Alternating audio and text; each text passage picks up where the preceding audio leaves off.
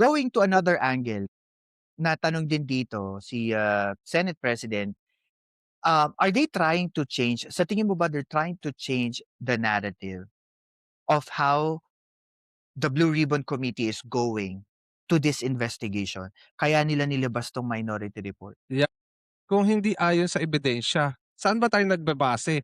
Sa tao o sa ebidensya? Ano ba dapat ang pagbasihan natin, 'di ba? Para masabi niyo yung kayo ang sinasabi niyo ayan, ito, ganyan, si ganito. Ang tanong asan ang ebidensya, 'di ba? Paano paano ko naman maa-identify kung talagang sila yung kausap ko, kung hindi ko makikita yung mga mukha ng mga kahit ako, Yeah. for example, tayong dalawa, ikaw yung nagturo sa'kin, ang problema hindi pa kita ever since hindi pa kita nakikita, kasi nga naka-face mask ka. Baliktarin natin yung sitwasyon, ako yung mag-face mask, ituro kita kahit hindi pa naman kita nakikita, paano mo mapapatunayan na ano, 'di ba?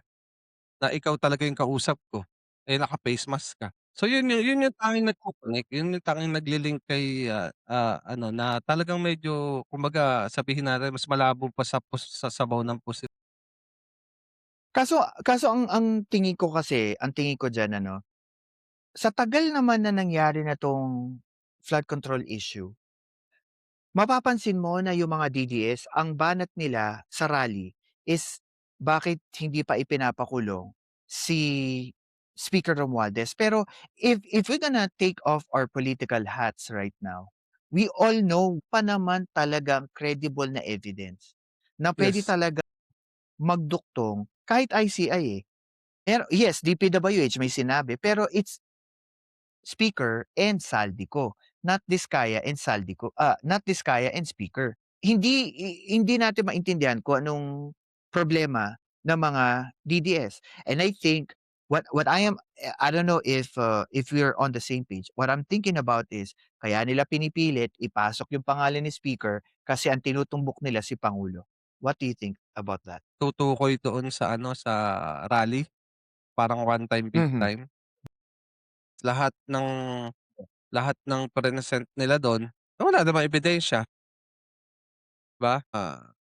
Puro mga pang-persuade lang 'no, para ma-persuade yung mga ibang tao, especially yung mga sa DTS site niya, mas mag-apoy yung kanilang mga damdamin para, "Uy, talagang may ano, kinalaman 'yan 'no, kasi ganito," 'di ba? Pero at Mhm. the end of the day, wala, eh.